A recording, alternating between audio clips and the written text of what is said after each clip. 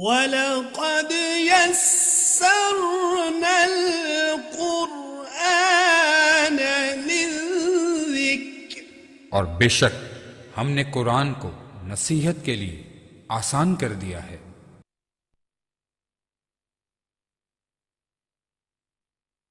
اعوذ باللہ من الشیطان الرجیم، بسم اللہ الرحمن الرحیم۔ معزز سامعین و ناظرین، اللہ رب العزت کے فضل و کرم اور حضور نبی رحمت علیہ افضل الصلوات و تسلیمات کے نالین پاک کے تصدق سے عرفان القرآن کورس کا آج ہمارا 15واں لیکچر ہے۔ حسب معمول سب سے پہلے آج ہم پڑھتے ہیں تجوید کا سبق۔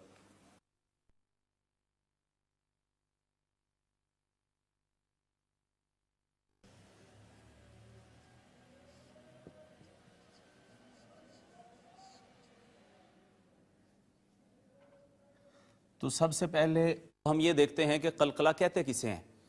قلقلہ کہتے ہیں آواز کے اپنے مخرج پر لگ کر اور ٹکرا کر واپس آنے کو۔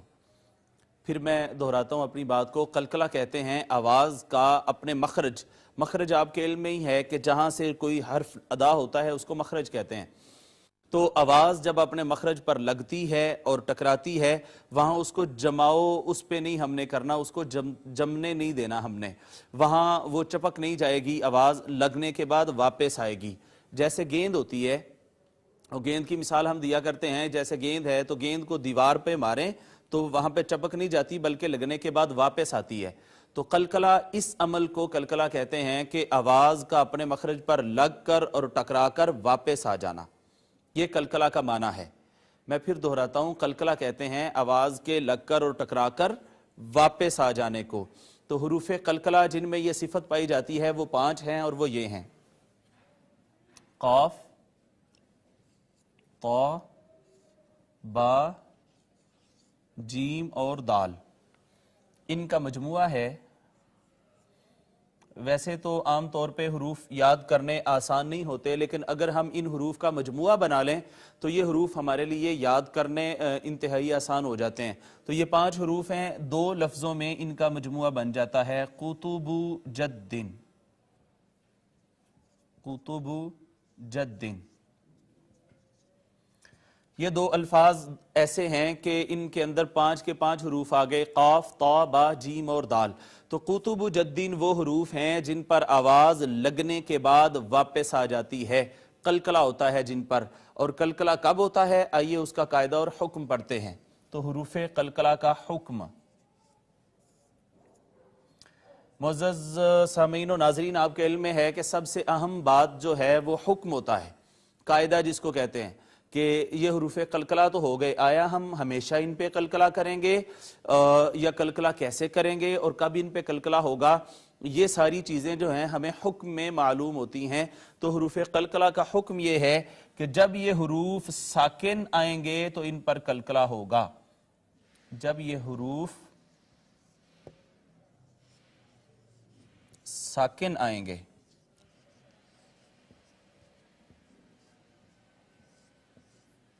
تو ان پر قلقلہ ہوگا۔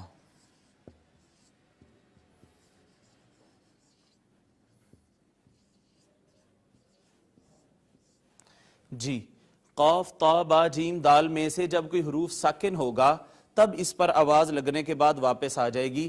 آپ کے علم میں ہے کہ ہم نے یہ ایک دفعہ پڑھا تھا، مخرج معلوم کرنے کا طریقہ اور پریکٹس کرنے کا طریقہ یہ ہے کہ جس حرف کا مخرج آپ نے معلوم کرنا ہے یا جو اس کی پریکٹس کرنی ہے تو اس کو ساکن کریں اور ما قبل حمزہ مفتوحہ لا کر پڑھیں۔ جیسے ان کی ہم نے پریکٹس کرنی ہے تو ان سب کو ساکن کر دیتے ہیں اور ساکن کرنے کے بعد شروع میں حمزہ مفتوحہ لا کر پڑھتے ہیں۔ اب اگر ہم اس کو پڑھیں تو حمزہ زبر قوف اق، اب یہ قلقلہ ہے۔ آپ دیکھیے میں اس کو قلقلہ کے بغیر غلط پڑھوں گا، ابھی آپ دیکھیے اق، یہ چونکہ میں آواز واپس نہیں لے کے آیا اس وجہ سے یہ غلط ہو گیا۔ تو طریقہ کار یہ ہے کہ یہ 5 کے 5 حروف جب ان میں سے کوئی ایک بھی ساکن آئے گا تو اس پر آواز لگنے کے بعد واپس آ جائے گی۔ جیسے اق، اط، اب، اج، اد، یہ ہے قلقلہ۔ تو معزز ناظرین، یہ ہم نے آج حروف قلقلہ پڑھے ہیں۔ تجوید میں قلقلہ کہتے ہیں آواز کا لگ کر اور ٹکرا کر واپس آ جانا۔ میں نے ایک مثال آپ کو بتائی، اس کو نہ بھولیے گا. گیند کی مثال ہے، گیند جیسے دیوار پہ لگتی ہے تو لگنے کے بعد واپس چلی آتی ہے. حروف قلقلہ 5 ہیں، قاف، طا، با، جیم اور دال، اور حروف قلقلہ کا مجموعہ ہے قطب جدن. قطب جدن، اس کو آپ 4 سے 5 دفعہ پڑھ لیں تو یہ کبھی نہیں بھولتا انسان کو، یہ جو مجموعہ ہے قطب جدن. اور حکم ان کا یہ ہے، جو بات یاد رکھنے والی ہے وہ یہ ہے کہ قاف، طا، با، جیم اور دال، ان میں سے جب بھی کوئی حرف ساکن آئے گا تو اس پر ہم قلقلہ کریں گے، یعنی اس پر آواز لگنے کے بعد واپس آ جائے گی، جیسے ہم نے ابھی پریکٹس کی ہے. تو ناظرین، یہ تو تھا ہمارا آج کا تجوید کا سبق. آئیے چلتے ہیں اپنے لیکچر کے اگلے حصے کی جانب.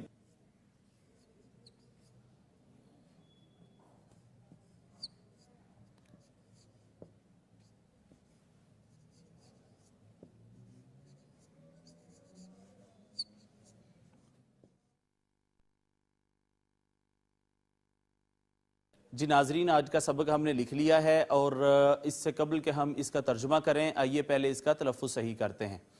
اعوذ باللہ من الشیطان الرجیم، بسم اللہ الرحمن الرحیم. ناظرین، جب یہ میں سبق پڑھا کروں تو کوشش کریں کہ آپ بھی میرے بعد ان 2-3 الفاظ کو دہرا لیا کریں. وَبَشِّرِ الَّذِينَ، یہاں پہ اگر آپ غور فرمائیں تو را ہے اور را کے نیچے آ گئی ہے زیر. را کے نیچے زیر ہو تو اس کو باریک کر کے پڑھتے ہیں، اور اگر را کے اوپر زبر یا پیش ہو پھر ہم اس کو موٹا کر کے پر کر کے پڑھتے ہیں. اس کے بعد آپ دیکھیے یہ یا ہے، یا کا ماقبل ہے مکسور. یا کا ماقبل اگر مکسور ہو یعنی یا سے پہلے زیر ہو تو یہ یا مدہ ہوتی ہے، اور آپ کے علم میں ہے کہ حروف مدہ کو ہم 1 سے 2 الف جتنا کھینچتے ہیں.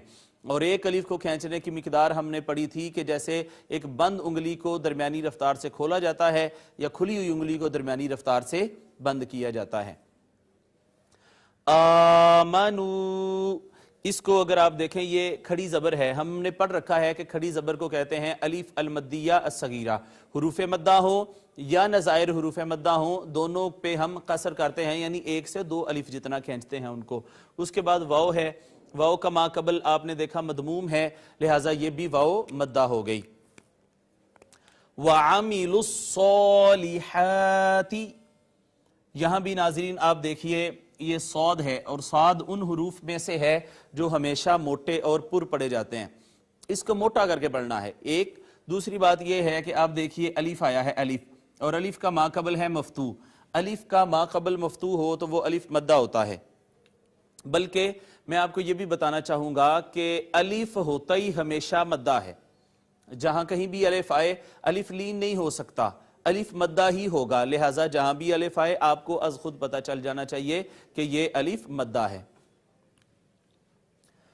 تو اس کو بھی کھینچیں گے، یہ بھی الف مدہ ہے، اور اس کو بھی کھینچیں گے. دونوں جگہوں پہ الف کا ماقبل جو ہے وہ مفتوح ہے. وَعَمِلُوا الصَّالِحَاتِ، یہ ان لہم، یہاں پہ ناظرین آپ توجہ فرمائیے کہ نون مشدد، ہم نے یہ پڑھا ہوا ہے کہ نون مشدد ہو یا میم مشدد ہو، دونوں پہ جو آواز کو ناک میں لے جا کر گنگناتے ہیں اس کو غنہ کہتے ہیں. دونوں پہ غنہ کرنا واجب ہوتا ہے، لازمی ہر صورت میں غنہ کریں گے یہاں پہ. اس کے بعد یہ میم ساکن ہے، اور میم ساکن کے قواعد ابھی ہم نے نہیں پڑھے. ہا کا آپ کو پتا ہے مخرج جو ہے وہ اقصا حلق ہے حمزہ اور ہا کا، اس کی آواز موٹی آواز ہوتی ہے اور یہاں سے ادا ہوتی ہے. جنات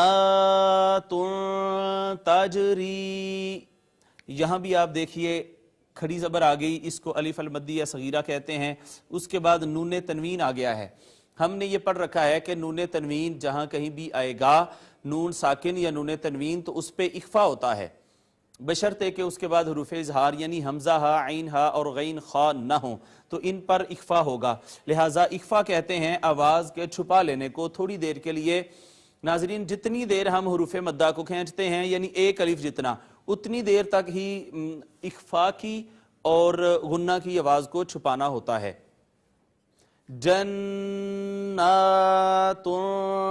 تجری، یہاں پہ آپ دیکھیے یہاں پہ بھی ہم نون شد والا تھا، یہاں پہ ہم نے غنہ کیا، نون تنوین تھا، یہاں پہ اخفا کیا۔ اس کے بعد تجری میں آپ دیکھیں آج کا جو سبق ہم نے پڑھا ہے کتب جدن، قاف تا با جیم اور دال جب ساکن آئیں تو آواز لگنے کے بعد واپس آتی ہے، یعنی اس پہ قلقلہ ہوتا ہے۔ یہاں پہ اگر آپ غور فرمائیں تو جیم ہے اور جیم ہے بھی ساکن اور یہ حروف قلقلہ میں سے ہے، لہٰذا یہاں پہ آواز لگنے کے بعد واپس آئے گی اور اس کو کہیں گے تجری، تجری نہیں پڑھیں گے، تج، تج آواز لگنے کے بعد ہماری آواز واپس آئے گی۔ تجری من تحتها الانہار، یہاں پہ آپ ناظرین دیکھیں من، یہ نون ساکن ہے، ہم نے کہا تھا نون ساکن ہو یا نون تنوین ہو دونوں جگہوں پہ اخفا ہوتا ہے، دونوں جگہوں پہ آواز کو چھپاتے ہیں۔ اس کے بعد آپ دیکھیے جب ہم نے پڑھا انہارو تو یہاں بھی نون ساکن ہے لیکن یہاں پہ ہم نے آواز کو نہیں چھپایا، اس کی وجہ کیا ہے وہ ہم ناظرین پڑھ چکے ہیں، حروف اظہار کہ نون ساکن یا نون تنوین کے بعد حمزہ ہا عین ہا غین خا میں سے کوئی بھی حرف آ جائے تو وہاں پہ ہم اخفا نہیں کرتے بلکہ اظہار کرتے ہیں۔ تو یہاں دیکھیے نون ساکن آیا ہے، نون ساکن کے بعد آ گیا حرف اظہار ہا، لہٰذا بس نون کو ظاہر کریں گے، آواز نہیں چھپائیں گے۔ انہارو کلما رزقوا، یہاں آپ دیکھیے کلما میں الف مدہ ہے، ہم نے کہا الف ہوتا ہی ہمیشہ مدہ ہے، واو، واو کا ما قبل مدموم ہے تو یہ واو بھی واو مدہ ہو گئی۔ اس کے بعد منہا، منہا یہاں پہ آپ دیکھیے نون ساکن اور نون ساکن کے بعد آ گیا ہے ہا جو حروف اظہار میں سے ہے، لہٰذا نون ساکن اور نون تنوین کے بعد اگر حروف اظہار میں سے کوئی حرف آ جائے وہاں پہ ہم اظہار کرتے ہیں، یعنی بغیر آواز کے چھپائے پڑھتے ہیں۔ تو اس کو منہا نہیں پڑھیں گے اس وجہ سے کہ اس کے بعد حروف اظہار پہ اظہار آ گیا ہے۔ کیسے پڑھیں گے؟ منہا من ثمرات رزقا قالوا، یہاں پہ دیکھیے نون ساکن تھا تو ہم نے اخفا کیا، یہاں پہ اگر آپ دیکھیں تو یہ ادغام ہو رہا ہے، ادغام ابھی ناظرین ہم نے نہیں پڑھا، وہ جب پڑھ لیں گے اس کے بعد میں اس کی ڈیٹیل آپ کو بتایا کروں گا۔ یہ دیکھیے نون تنوین یہاں بھی آ گیا، نون تنوین اور نون ساکن جہاں کہیں آئے اخفا ہوتا ہے، دیکھ لیں اس کے بعد حروف اظہار میں سے کوئی حرف نہیں ہے، لہٰذا ہم یہاں پہ اخفا ہی کریں گے یعنی آواز چھپائیں گے۔ تو رزقا قالوا، اس کے بعد آپ دیکھیے الف، میں نے آپ کو بتایا ہے کہ الف ہوتا ہی ہمیشہ مدہ ہے، اس کے بعد واو ما قبل مدموم ہے، واو مدہ۔ ھذا الذی، دیکھیے ہا کے اوپر کھڑی زبر، کھڑی زبر جو ہے اس کو الف المدیہ صغیرہ تیسری دفعہ ہمارے سبق میں آ گئی، یا ہے، یا کا ما قبل مکسور ہے، یہ بھی یا مدہ ہو گئی۔ رزقنا، ناظرین یہاں پہ دیکھیں رزقنا، ایک تو را کے اوپر ہے پیش، تو ہم نے یہ کہا ہوا ہے کہ را کے اوپر پیش آ جائے یا زبر آ جائے تو را کو پر کر کے پڑھیں گے، رزقنا، رزقنا۔ دیکھیے اس کے بعد آ گیا قاف، قاف حروف قلقلہ میں سے، قاف تا با جیم دال میں سے اور ساکن آیا ہے، لہٰذا ہم اس پہ قلقلہ کریں گے تو اس کو یوں پڑھیں گے رزقنا من قبل۔ یہاں دیکھیے نون ساکن پھر آیا ہے اور نون ساکن کے بعد حرف اظہار میں سے بھی کوئی حرف نہیں ہے، لہٰذا یہاں پہ اخفا کریں گے۔ اس کے بعد آپ دیکھیں با ہے، با کتب جدن میں سے ساکن، ہم نے کہا قاف تا با جیم دال میں سے جب کوئی بھی حرف ساکن آئے گا تو اس پہ آواز لگ کر واپس آئے گی، یہاں پہ ہم نے کیا قلقلہ۔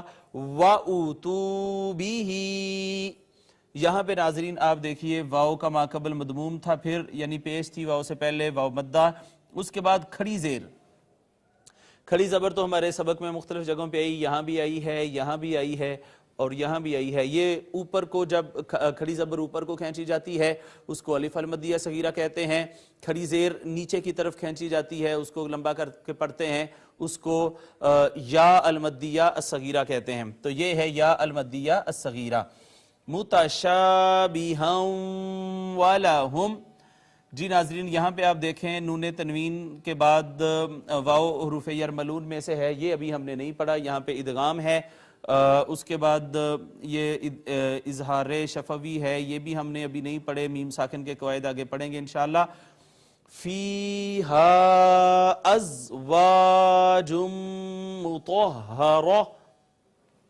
یہ ناظرین آپ دیکھیے، یہ جو یا ہے، یا سے پہلے زیر ہے، یہ یا مدہ، اس کے بعد الف مدہ، اس کے بعد یہاں پہ پھر ادغام ہے، وہ ابھی ہم نے نہیں پڑھا. مطہرۃ وہم، یہاں پہ پھر ادغام ہو گیا. انشاءاللہ آگے چل کے ادغام کا سبق بھی ہم پڑھیں گے. فیہا خالدون. یہاں آپ دیکھیں یا ہے تو یا کا ما قبل مکسور، یہ یا مدہ، اس کے بعد پھر کھڑی زبر آ گئی الف المدیہ صغیرہ، اور واو سے پہلے پیش آئی ہے تو یہ بھی واو مدہ. جی ناظرین، آج کے سبق میں تجوید کے وہ احکام جو ہم نے پڑھ رکھے ہیں ان کے بارے وہ جہاں کہیں بھی آئے ہیں ان کی ہم نے ریویژن کرنے کی کوشش کی ہے، اور آج کے اس سبق کا تلفظ صحیح کرنے کی کوشش کی ہے. آئیے اب ہم اس کا ترجمہ کرتے ہیں.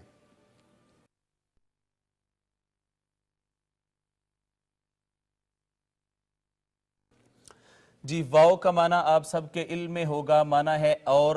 بشر جو ہے یہ فعل امر ہے. ناظرین فعل امر ہم نے ابھی نہیں پڑھا، یہ واحد مذکر حاضر کا صیغہ ہے بشر، لیکن ہے اردو کا لفظ. اور بشارت دیں، آپ بشارت دے دیں. اے حبیب مکرم صلی اللہ علیہ وسلم آپ خوشخبری دے دیں، آپ بشارت دے دیں، آپ خوشخبری سنا دیں. الذین یہ اسم موصولہ ہے، جمع مذکر کا صیغہ ہے.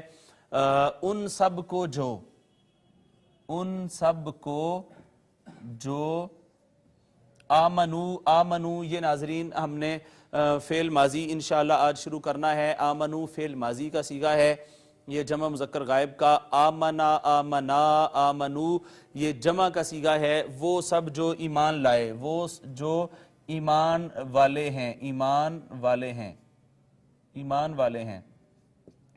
وَبَشِّرِ الَّذِينَ اور خوشخبری سنا دیں الَّذِينَ ان سب کو جو آمنو وہ جو سارے ایمان والے ہیں. واو اور عاملو بھی فعل ماضی ہے، جمع مذکر غائب کا صیغہ. اور جو عمل کرتے ہیں الصالحات، صالحات جمع ہے صالحتن کی، اس کا معنی ہے نیک. اور جو نیک اعمال کرتے ہیں انا ہو یا انا ہو، اس کا معنی بے شک ہوتا ہے. انا آ جائے یا انا آ جائے تو معنی ہوتا ہے بے شک.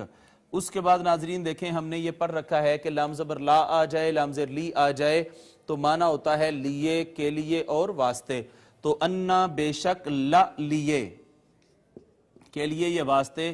ہم نے اسماء ضمیر یہ پڑھی ہوئی ہیں.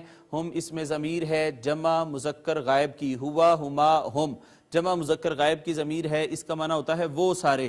انا بے شک، لا لیے ہم ان سب کے، ان کے لیے. یہ ہم ضمیر کا مرجع جو ہے یہ آمنو ہے، وہ جو ایمان والے ہیں ان سب کے لیے کیا ہے؟ جناتن.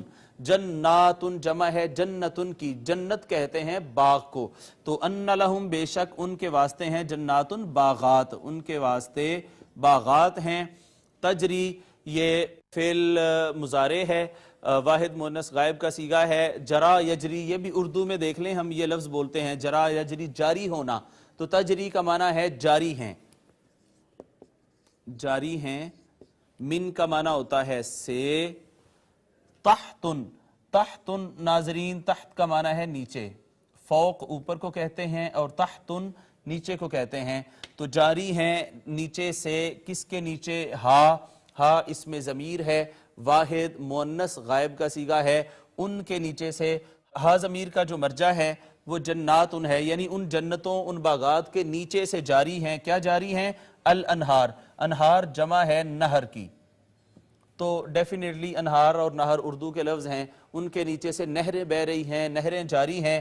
کلما ناظرین اگر آ جائے لما تو اس کا معنی ہوتا ہے جب، اور اگر آ جائے کلما تو کل آپ کو پتا ہے تمام کو کہتے ہیں، تو اس کا معنی ہوگا جب بھی یا جب کبھی. تو جب بھی، جب بھی. رزقو، رزقو یہ بھی فعل ماضی ہے اور مجہول کا صیغہ ہے جمع مذکر غائب کا. ایک ہے رزقا، رزقا رزقو اس نے رزق دیا، اور رزقو ان سب کو رزق دیا، وہ سب رزق دیتے ہیں. لیکن رزقو ان سب کو رزق دیا گیا. کلما جب بھی رزقو ان کو رزق دیا جاتا، ان کو رزق دیا جاتا ہے، دیا جاتا ہے. من کا معنی ہے آپ نے پڑھا یہاں من کا معنی ہوتا ہے سے، ہا پھر اس میں ضمیر یہاں پہ ہم نے یہ پڑھی تھی واحد مؤنث غائب کی، ہما ہم ہا ہما ہنہ مفعولی حالت کی یہ ضمیر ہے، من ہا اس سے، ہا ضمیر کا مرجع، پھر جناتن ہے جب انہیں ان جنتوں میں سے رزق دیا جاتا ہے، من کا معنی ہے سے، ثمرتن کہتے ہیں کوئی پھل، ثمرہ پھل کا معنی ہے، یہ جو نون تنوین ہوتا ہے یعنی دو زبر دو زیر دو پیش والے لفظ کا جب آپ ترجمہ کریں تو موسٹلی ایسا ہوتا ہے کہ لفظ کوئی کے ساتھ ترجمہ زیادہ سوٹیبل ہوتا ہے، ہمیشہ ایسا نہیں ہوتا لیکن موسٹلی ایسا ہوتا ہے کہ لفظ کوئی، من ثمرتن کوئی بھی پھل جب بطور رزق انہیں دیا جاتا ہے، رزقن یہ آ گیا کھانے کے لیے، بطور رزق کھانے کے لیے، تو قالو پھر فعل ماضی جمع مذکر غائب کا صیغہ ہے، اس کا معنی ہے وہ سب کہتے ہیں یا ان سب نے کہا، وہ سب کہتے ہیں، ہاذا ہاذا اس میں اشارہ ہے، اسماء اشارہ ہم پڑھ چکے ہیں، ہاذا ہادانی ہاولائی واحد مذکر قریب کا یہ صیغہ ہے، اس کا مطلب ہوتا ہے یہ، الذی اسماء موصولہ میں سے واحد مذکر کا یہ تو وہی ہے جو کہ رزقنا، رزقنا پھر فعل ماضی مجہول جمع متکلم کا صیغہ ہے، ہمیں دیا گیا تھا، رزقنا رزق دیا گیا تھا، نون الف نا ہمیں دیا گیا تھا، من کا معنی سے قبل آپ کو پتہ ہی ہے پہلے کو کہتے ہیں، یہ تو وہی ہے جو ہمیں پہلے دیا گیا تھا، واو کا معنی اور ہوتا ہے اتو، اتو کا معنی ہوتا ہے آنا لیکن جب ساتھ با لگ جاتی ہے تو اس کا مطلب ہے لانا، وَأُتُوا بِهِ اور پھر اسے لایا گیا ہے، ہی اس میں ضمیر ہے واحد مذکر غائب کی، یہ بھی مفعولی حالت کی ہے، یہ واحد مؤنث غائب کی ہے ہا اور یہ ہی جو ہے واحد مذکر غائب کی ہے، اتو بہی ساتھ اس کے، اور تم لے آئے ہو ساتھ اس کے، متشابہہ متشابہ تشابہت آپ کو پتہ ہی ہے مشابہت سے ہے یہ لفظ ملتا جلتا، اور تم پھر اس سے ملتا جلتا لے آئے ہو، واو کا معنی اور، لام زبر لا اور لام زیر لی یہاں ہم نے پڑھا تھا معنی ہوتا ہے لیے کے لیے اور واسطے یا لیے کے لیے، ہم پھر اس میں ضمیر ہے جمع مذکر غائب کی، معنی ہے ان کے اور ان کے واسطے، فی کا معنی روز ہم کرتے ہیں، میں فی کا معنی میں، ہا پھر اس میں ضمیر آپ دیکھ لیں یہاں بھی اور یہاں بھی، ہا اس میں ضمیر واحد مؤنث غائب کا صیغہ ہے، وَلَهُمْ اور واسطے ان کے، فی میں ہا اس میں، یہ ہا ضمیر کا مرجع جنت ہی ہے، جنت میں ازواجن جوڑے ہیں، ازواج کا معنی ہے جوڑے، مطہرتن طہارت سے ہے پاکیزہ، پاکیزہ جوڑے ہیں، واو کا معنی ہے اور، ہم اس میں ضمیر ہے جمع مذکر غائب کا صیغہ ہے، معنی ہے وہ سب، اور وہ سب، فی میں ہا کا معنی ہے اس میں، ہا اس میں ضمیر ہے واحد مؤنث غائب کی، 4-5 دفعہ آج کے سبق میں آ گئی، اس میں خالدون، ہم نے یہ پڑھا ہوا ہے کہ واو نون یا یا نون کسی لفظ کے اینڈ پہ آ جائے تو وہ جمع کے لیے ہوتا ہے اور ترجمہ ہم کرتے ہیں سب یا سارے، تو یہاں آپ دیکھیں اس سے پہلے خالد لکھا ہوا ہے، خالد کہتے ہیں خلد میں ہمیشہ رہنے والا، خلد ہمیشہ رہنے کی جگہ کو کہتے ہیں، خالدن فاعلن کے وزن پہ ہے ہمیشہ رہنے والا، اور واو نون آ گیا تو سب، تو ہمیشہ رہنے والے، سب ہمیشہ رہنے والے ہیں، وہم اور وہ سارے، فیہا اس میں، خالدون ہمیشہ ہمیشہ رہیں گے۔ جی ناظرین یہ آج کا سبق ہم نے اس کا لفظی ترجمہ کمپلیٹ کیا ہے، آئیے با محاورہ ترجمے کو ہم عرفان القرآن سے پڑھتے ہیں، وَبَشِّرِ الَّذِينَ آمَنُوا وَعَمِلُوا الصَّالِحَاتِ أَنَّ لَهُمْ جَنَّاتٍ تَجْرِي مِن تَحْتِهَا الْأَنْهَارُ كُلَّمَا رُزِقُوا مِنْهَا مِن ثَمَرَةٍ رِزْقًا قالوا هذا الذي رزقنا من قبل وأتوا به متشابها ولهم فيها أزواج مطهرة وهم فيها خالدون۔ اور آپ اے حبیب مکرم صلی اللہ علیہ وسلم ان لوگوں کو خوشخبری سنا دیں جو ایمان لائے اور نیک عمل کرتے رہے، ان کے لیے باغات ہیں جن کے نیچے نہریں بہتی ہیں۔ جب انہیں ان باغات میں سے کوئی پھل کھانے کو دیا جاتا ہے تو کہیں گے یہ تو وہی پھل ہے جو ہمیں دنیا میں پہلے دیا گیا تھا، حالانکہ انہیں ملتے جلتے پھل دیے گئے ہوں گے۔ اور ان کے لیے جنت میں پاکیزہ بیویاں بھی ہوں گی اور وہ ان میں ہمیشہ رہیں گے۔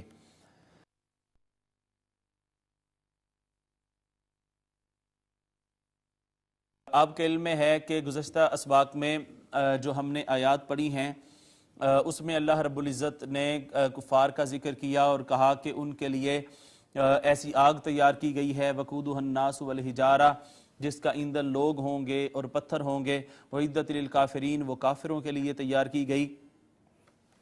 تو طریقہ کار یہ ہوتا ہے کہ جب اللہ رب العزت کسی تنذیر کی بات کرتے ہیں تو ساتھ ہی تبشیر کی بات بھی کر دیتے ہیں۔ جہاں کافروں کے لیے عذاب کی بات تھی، سزا کی بات تھی، وہاں ساتھ ہی مومنین کے لیے بات کر دی گئی کہ اے حبیب مکرم جو آپ کے غلام ہیں اور جو آپ کے در کے منگتے ہیں، اور اے حبیب مکرم جو آپ کے ماننے والے ہیں، جو مسلمان ہیں، ایمان والے ہیں، ان کو خوشخبری سنا دیں۔ ان کے لیے خوشخبریاں ہی خوشخبریاں ہیں کہ جو ایمان لائے ہیں اور جنہوں نے نیک اعمال کیے۔ شرط یہ ہے کہ فقط ایمان نہیں لے کے آنا بلکہ نیک اعمال وعامل الصالحات، تو ان کے لیے باغات ہوں گے اور ان باغات کے نیچے نہریں بہتی ہوں گی اور ان کے لیے پاکیزہ جوڑے ہوں گے جنت میں۔ اب ناظرین یہاں ایک بات توجہ سے سنیے گا کہ بہت ساری جگہوں پہ ہم یہ ترجمہ کرتے ہیں کہ ان کے لیے نیک بیویاں ہوں گی، یقیناً یہی ترجمہ ہے اس کا اور معنی بھی یہی ہے، لیکن ازواج سے مراد فقط بیویاں ہی نہیں ہیں بلکہ وہ نیک ایمان والی خواتین جو دنیا سے چلی گئیں اور ان کے جو خاوند تھے وہ کسی وجہ سے وہ ایمان والے نہیں تھے اور وہ دنیا سے بغیر ایمان لائے رخصت ہو گئے، تو قیامت والے دن ان خواتین کو وہ مرد عطا کیے جائیں گے جو ایمان والے مرد ہوں گے۔ وہ اس طرح اس کا معنی جوڑے بن جاتا ہے، یعنی اس دن بہترین جوڑے بنا دیے جائیں گے۔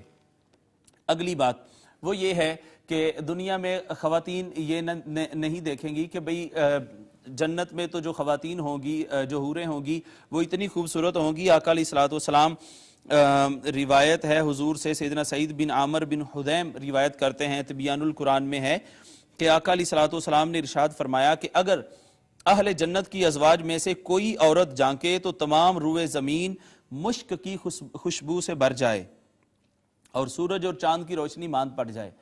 تو دنیا کی خواتین کو یہ نہیں سوچنا چاہیے بھی جب مرد حضرات کو وہاں پہ بیویاں اس طرح کی ملیں گی، اتنی خوبصورت ملیں گی، تو ہمارا کیا وہاں پہ سٹیٹس ہوگا۔ تو ناظرین دنیا کی خواتین کو وہاں پہ تمام جنتی خواتین کے اوپر اور جنتی حوروں کے اوپر سردار بنا دیا جائے گا۔ نہ صرف یہ کہ سردار بنا دیا جائے گا بلکہ انہیں تمام حوروں سے زیادہ خوبصورت اور حسین شکل سے نواز دیا جائے گا۔ پھر آپ دیکھیں کہ اللہ رب العزت کا طریقہ کار یہ ہے کہ اگر وہ پہلے وعید کا ذکر کرتا ہے تو ساتھ ہی تبشیر کا ذکر بھی کرتا ہے۔ اوپر والی آیت کریمہ میں اگر بات ہوئی تھی کہ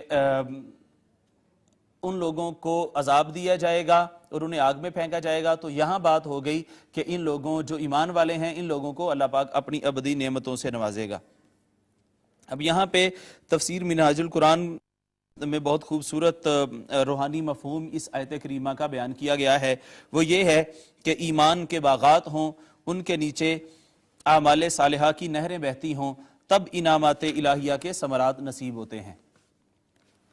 پھر پاکیزہ اخروی سنگتیں میسر آتی ہیں اور بالآخر لطف قرب الہی کے باعث احوال میں دوام و استقامت نصیب ہوتی ہے۔ اہل معرفت کو اپنے ایمان و عمل کی بدولت اسی زندگی میں کئی جنتیں نصیب ہو جاتی ہیں، مثلا جنت عبودیت، جنت ربوبیت، جنت محبت، جنت معرفت، جنت مشاہدہ، جنت وصال، جنت بقا۔ ان سب جنات کے نیچے الگ الگ روحانی نہریں بہتی ہیں۔ جنت عبودیت کی نہر حقائق حکمت کا ادراک ہے، جنت ربوبیت کی نہر تجلی حق کی رؤیت ہے، جنت محبت کی نہر رضا ہے، جنت معرفت کی نہر اخلاص ہے، جنت قربت کی نہر نور صفات الہی ہے، جنت مشاہدہ کی نہر لطائف ہے، جنت وصال کی نہر محبت ہے اور جنت بقا کی نہر سکینہ ہے۔ جی ناظرین، یہ آج کے اس سبق کی تفسیر تھی جو ہم نے کی ہے۔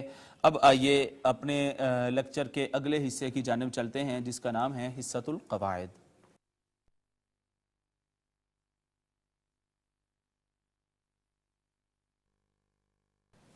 ناظرین، قواعد میں آج اپنے اس عرفان القرآن کورس کی سب سے اہم ترین چیز ہم پڑھنے جا رہے ہیں، اور وہ ہے فعل ماضی کی گردان۔ تو اس کو آپ نے بڑے غور سے سمجھ لینا ہے۔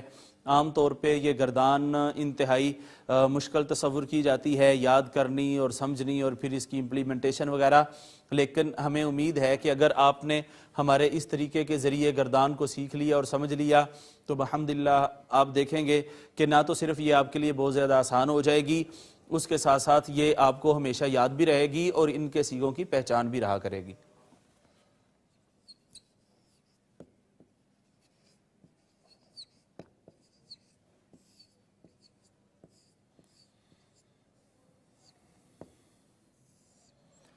گردان کو عربی میں تصریف کہتے ہیں، اور تصریف کا مطلب ہوتا ہے گھمانا۔ چونکہ اس میں الفاظ کو گھمایا جاتا ہے اور پھر ان کی حیت اور شکل اور کیفیت کو بدلا جاتا ہے، اس وجہ سے اس کو گردان کہا جاتا ہے۔ ماضی کی گردان ہو یا مضارع کی گردان ہو، اس کے 14 صیغے ہوتے ہیں۔ صیغہ ہم پڑھ چکے ہیں کہ لفظ کی موجودہ بدلی ہوئی شکل کو ہم صیغہ کہتے ہیں۔ تو معزز ناظرین، آج ہم کر رہے ہیں فعل ماضی کی گردان۔ تو فعل ماضی کی گردان ڈیفینیٹلی آپ کے علم میں آ گیا ہوگا کہ جب ہم پاسٹ ٹینس کی بات کریں گے تو ساری باتیں پچھلے ہی زمانے کی ہوں گی، کہ گزرے ہوئے زمانے میں یہ ہوا، ماضی میں یہ ہوا، ایک نے کیا یہ کام، دو نے کیا یہ کام، سب نے کیا، یا مذکر نے کیا یا مؤنث نے کیا، یا یہ تھرڈ پرسن نے، فرسٹ پرسن نے اور سیکنڈ پرسن نے کس نے کیا ہے۔ تو اس ماضی کی گردان پڑھنے سے پہلے سب سے پہلی جو چیز ہم یہاں پہ کریں گے وہ یہ ہے کہ ہم اس کے ٹیبل کو بنانا سیکھیں گے۔ اگر ہمیں اس کا ٹیبل بنانا آ گیا اور ٹیبل کی سمجھ آ گئی تو سمجھ لیں گردان کے صیغوں کی بھی ہمیں سمجھ آ گئی۔ سب سے پہلے ناظرین ایسے لکھیں، یہاں پہ لکھیں واحد، ایک کو کہتے ہیں، تثنیہ لکھیں، آگے تثنیہ دو کو کہتے ہیں، اور یہاں پہ لکھیے جمع، واحد، تثنیہ اور جمع۔ جب یہ لکھ لیں تو دونوں طرف لائنیں لگا دیں۔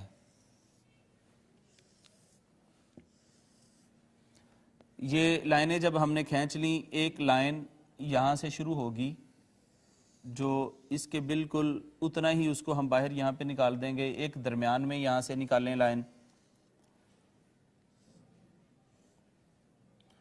ایک یہاں سے آئے گی سیم اسی طرح، اور ایک چھوٹی لائن یہاں اینڈ کے اوپر لگ جائے گی، یہ بھی یہاں تک آئے گی۔ اب ان کے دونوں کے درمیان گیپ زیادہ ہے، یہاں سے ہی ہم شروع کریں گے لیکن اس کو یہاں تک لا کے ختم کر دیں گے، اس لائن کو درمیان والی کو یہاں تک نہیں لے کے آئیں گے۔ اسی طرح یہاں بھی لائن ایسی لگائیں جو یہاں تک آئے اور آگے نہیں آئے گی۔ یہاں پہ ہم لکھیں گے مذکر، یہاں پہ لکھیں گے مؤنث، 1 2 3 واحد، تثنیہ اور جمع، 1 2 3 مذکر کے اور 1 2 3 مؤنث کے، 3 مذکر اور 3 مؤنث کے صیغے ہو گئے غائب کے۔ سب سے پہلے غائب کی بات ہوتی ہے، اس کے بعد پھر مذکر اور مؤنث۔ تو مذکر اور مؤنث کے پھر 1 2 3 صیغے مذکر اور 3 مؤنث کے ہو گئے حاضر کے، یا اس کو مخاطب بھی کہہ دیتے ہیں، ایک ہی بات ہے، حاضر کہیں یا مخاطب کہیں۔ اور اینڈ پہ 2 صیغے ہوتے ہیں متکلم کے۔ تو ناظرین متکلم جو ہوتا ہے اس میں تثنیہ نہیں ہوتی، اس میں واحد متکلم اور جمع متکلم ہوتا ہے۔ تثنیہ 2 کے لیے بھی ہم لوگ صیغہ استعمال کر لیتے ہیں جمع کا۔ یہاں آپ دیکھیے متکلم کے اینڈ میں نہ ہم نے حاضر لکھا ہے نہ غائب لکھا ہے۔ تو جو متکلم کلام کرنے والے کو کہتے ہیں، کلام کرنے والا تو موجود ہوتا ہی ہے، نہ وہ سامنے ہوتا ہے نہ وہ غائب ہوتا ہے، کلام کرنے والا تو از خود وہاں پہ موجود ہوتا ہے۔ اب آ جائیے، ماضی میں یا تو ایک کی بات ہوگی یا 2 کی ہوگی یا جمع کی ہوگی، وہ واحد، تثنیہ، جمع یا مذکر ہوگا یا مؤنث ہوگی۔ مذکر اور مؤنث جو ہیں یا تو وہ غائب ہوں گے، مثلا اس ایک نے مارا، ان 2 نے مارا، ان سب نے مارا۔ دارابا سے ہی ہم گردان کریں گے، یہ لفظ بڑا متداول ہے، ہمیشہ اسی سے ہی گردان سیکھی اور سکھائی جاتی ہے۔ دارابا یہ دربن سے نکلا ہے، دربن کہتے ہیں مارنے کو، ضرب لگانے کو۔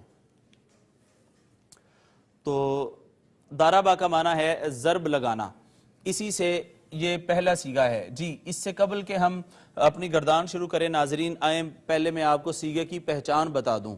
یہاں جو لفظ آئے گا وہ الگ سیغہ ہوگا، یہاں جو لفظ آئے گا وہ الگ سیغہ ہوگا، اور یہاں جو لفظ آئے گا وہ اس سے الگ سیغہ ہوگا۔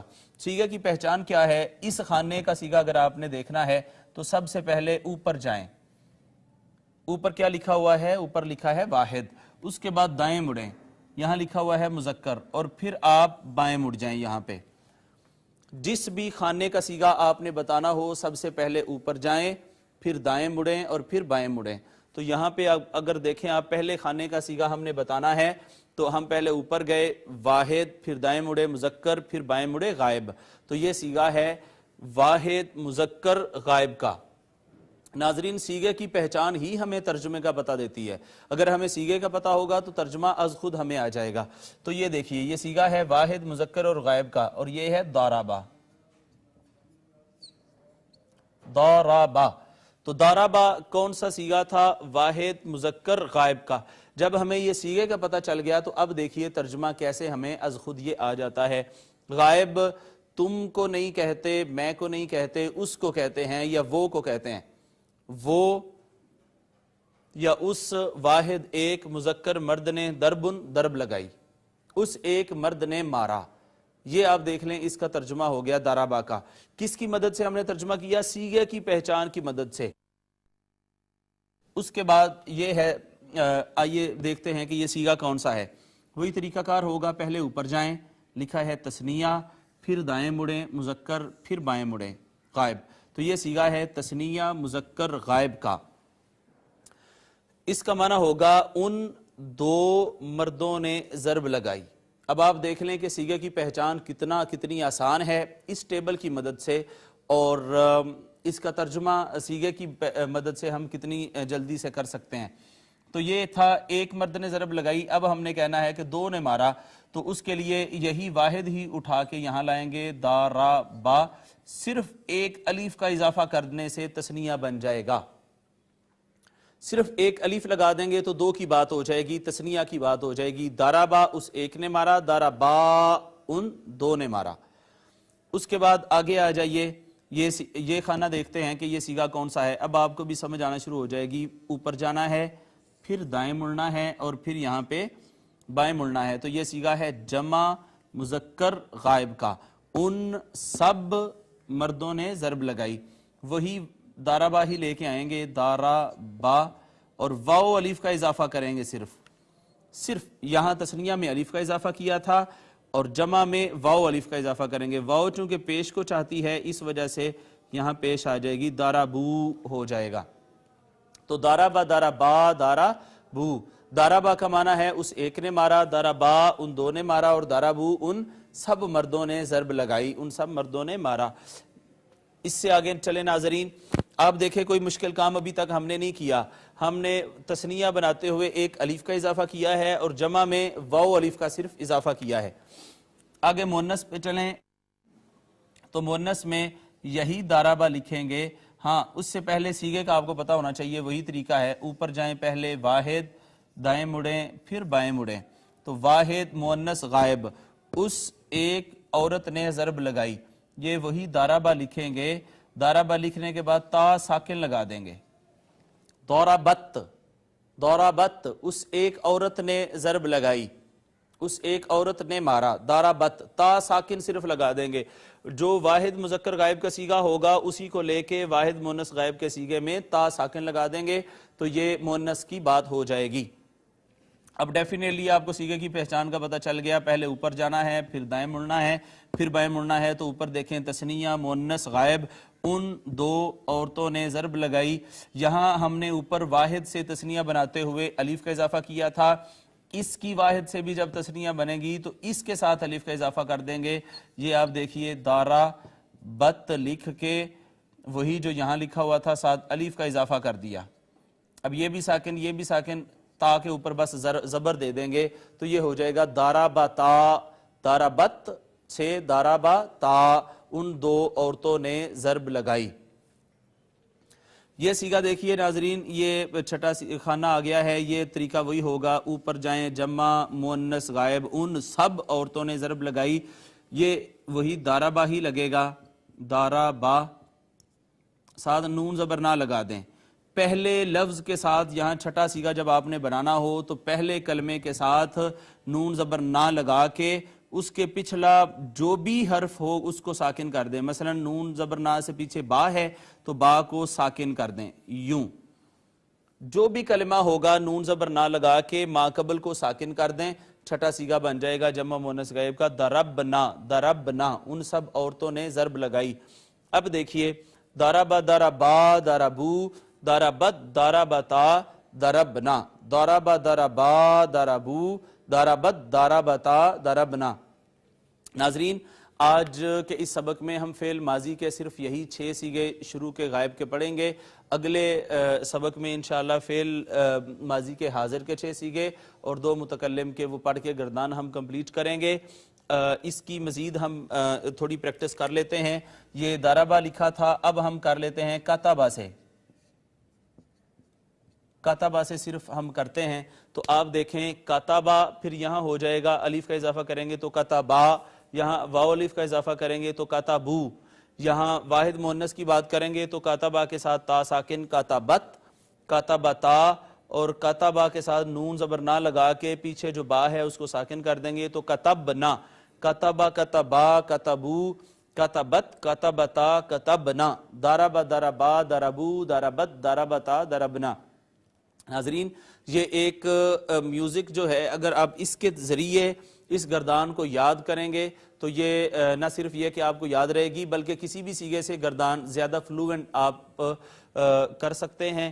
وہ یہ ہے داربا داربا داربو داربت داربتا داربنا داربا داربا داربو داربت داربتا داربنا کتبا کتبا کتبو کتبت کتبتا کتبنا. اسی طرح نظرہ سے ہے نظر نظرا نظرو نظرت نظرتا نظرنا. مجھے امید ہے کہ آپ کو گردان کا یہ طریقہ کار آسان بھی لگا ہوگا. سب سے پہلے آپ نے یہ ٹیبل بنانا ہے، واحد تثنیہ جمع لکھ کے، مذکر مؤنث 6 غائب کے، مذکر مؤنث 6 حاضر کے اور 2 متکلم کے. اس میں نے آپ کو انتہائی آسان طریقہ بتا دیا سیگے کی پہچان کا کہ پہلے اوپر جائیں پھر دائیں مڑیں اور پھر بائیں مڑیں تو آپ کو سیگے کی پہچان ہو جائے گی. ناظرین آج ہم نے فعل ماضی کی گردان کے غائب کے 6 سیگے مکمل کر لیے ہیں. آپ اس کو اچھے طریقے سے یاد کر لیجئے گا اور خود بھی لکھنے کی کوشش کیجئے گا تاکہ اچھے طریقے سے آپ کو یہ ازبر ہو جائے. اب ہم چلتے ہیں اپنے لیکچر کے آخری حصے کی جانب جس کا نام ہے حصۃ الدعا یعنی آج کی دعا.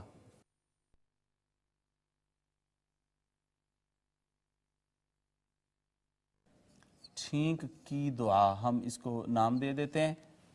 تو ناظرین جو چھینک مارے گا جو شخص وہ کہے گا الحمدللہ، تمام تعریفیں اللہ کے لیے ہیں، اے اللہ تیرا شکر ہے. آپ کے علم میں ہے کہ ہماری جو ناک کی وینز ہیں اس میں کلاٹس آ جاتے ہیں، کوئی چیز آ جاتی ہے، ذرات آ جاتے ہیں تو سانس کی جو نالی ہے سانس لینا تھوڑا دشوار ہوتا ہے، مشکل ہو جاتا ہے. اور اگر یہ ذرات اس سانس کی نالی سے نہ نکلیں تو یہ انسانی زندگی کے لیے خطرناک ہے. لہٰذا جب آپ کو چھینک آ جاتی ہے فوری طور پر نہ صرف یہ کہ وہ وینز جو ہیں وہ صاف ہو جاتی ہیں، کلیئر ہو جاتی ہیں، بلکہ انسان دماغی طور پر اور جسمانی طور پر تھوڑا فریش بھی ہو جاتا ہے. تو اللہ رب العزت کی اس عظیم نعمت جو چھینک کی شکل میں انسان کو ملتی ہے اس پر انسان کہتا ہے الحمدللہ، اے اللہ تیرا شکر ہے.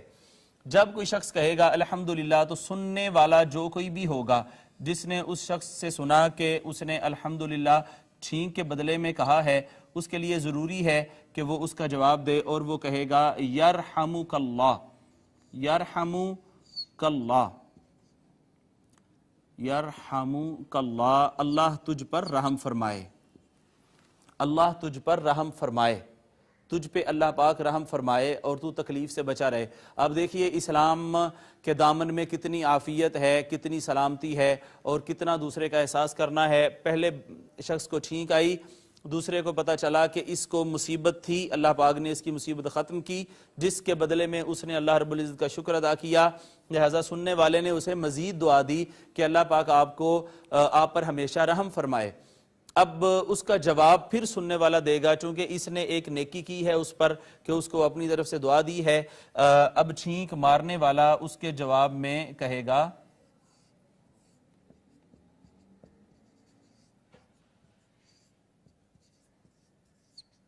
چھینک مارنے والا یہ جواب دے گا، یہدیکم اللہ، یہدیکم اللہ، یہدیکم اللہ ویصلح بالکم، ویصلح بالکم۔ جی، یہدیکم اللہ، اللہ تمہیں ہدایت عطا فرمائے، ویصلح اور اصلاح فرمائے، بالکم ہمیشہ تمہاری عقل کی اور تمہاری سوچ کی، اللہ پاک تمہاری سوچ کو بھی ہمیشہ تندرست رکھے۔ ناظرین، یہ آج کی دعا تھی۔ چھینک مارنے والا کہے گا الحمدللہ، اور سننے والا کہے گا یرحمک اللہ، اور سننے کے بعد جس نے چھینک ماری ہوگی سننے والے کو جواب دے گا یہدیکم اللہ ویصلح بالکم۔ جی ناظرین، آج کا 15واں سبق ہمارا یہاں پہ ختم ہوتا ہے۔ ہم نے آج کے سبق میں حروف قلقلہ پڑھے، قطب جدین، جب وہ ساکن آئیں گے تو ان پہ قلقلہ ہوگا۔ اس کے بعد ہم نے ترجمہ کرنے کے بعد آج فعل ماضی کی گردان شروع کی ہے۔ فعل ماضی کی گردان کے پہلے 6 صیغے ہم نے یاد کیے ہیں، وہ آپ بھی یاد کیجئے گا۔ ضرب، ضربا، ضربو، ضربت، ضربتا، ضربنا۔ اس کے بعد آج کی ہم نے دعا پڑھی ہے۔ اللہ رب العزت ہمیں یہ چیزیں یاد رکھنے اور ان پر عمل کرنے کی توفیق عطا فرمائے۔ وما علی الا البلاغ۔ لا إله إلا هو الرحمن الرحيم الملك القدوس السلام المؤمن المهيمن العزيز الجبار المتكبر الخالق